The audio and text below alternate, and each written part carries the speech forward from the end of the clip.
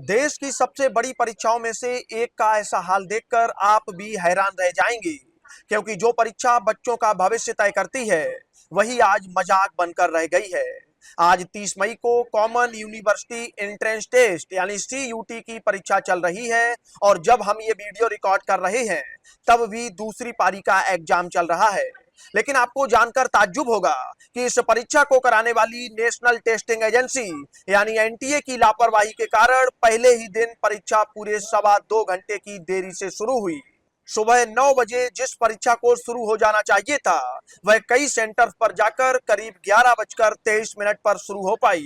अब आप खुद सोचिए, जो बच्चे महीनों से रात दिन एक करके तैयारी कर रहे थे, वह 2.25 घंटे से ज्यादा समय तक बिना किसी सही जानकारी के सिर्फ कंप्यूटर स्क्रीन के सामने घबरा कर बैठे रहे।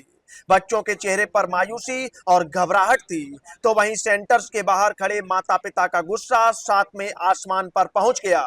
जब हंगामा और आक्रोश बहुत ज्यादा बढ़ गया, तो एनटीए ने सोशल मीडिया पर अपनी सफाई दी। एनटीए ने बताया कि परीक्षा कराने वाली जो एजेंसी है, मेसर्स टीसीएस, उसके सर्वर में कुछ तकनीकी खराबी आ गई थी और इसी वजह से सेंटर्स पर समय से ऑनलाइन क्वेश्चन पेपर अपलोड ही नहीं हो सका।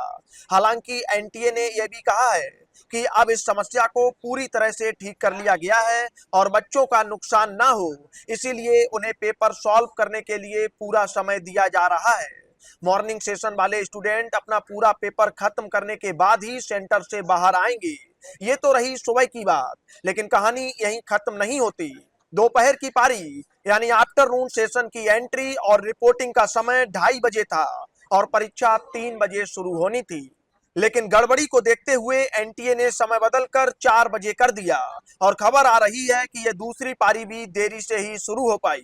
इस पूरी अव्यवस्था पर एनटीए ने खेद जताया है और मदद के लिए एक हेल्पलाइन नंबर भी जारी किया है। लेकिन इस बड़ी नाकामी के बाद अब देश भर में जगह जगह छात्र और उनके माता पिता सड़कों पर उतरकर प्रदर्शन कर रहे हैं।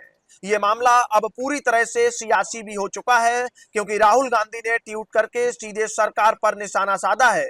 उन्होंने लिखा कि नीट, सीबीएसई, एसएससी और आज सीयूटी, 4 परीक्षाएं और 1 करोड़ बच्चे, लेकिन एक भी परीक्षा पूरी ईमानदारी के साथ नहीं कराई जा सकी।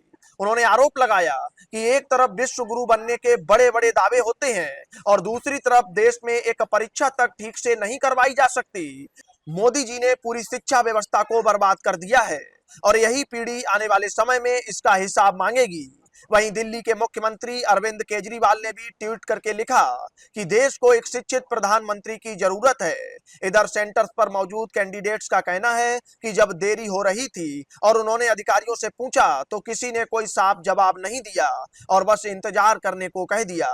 माता पिता का भी यही रोना है कि बच्चों को तो समय पर पहुंचने के लिए मजबूर किया जाता है, लेकिन परीक्षा खुद समय पर नहीं हो पाती और इसका पूरा खामियाजा इन मासूम बच्चों को भुगतना पड़ता है।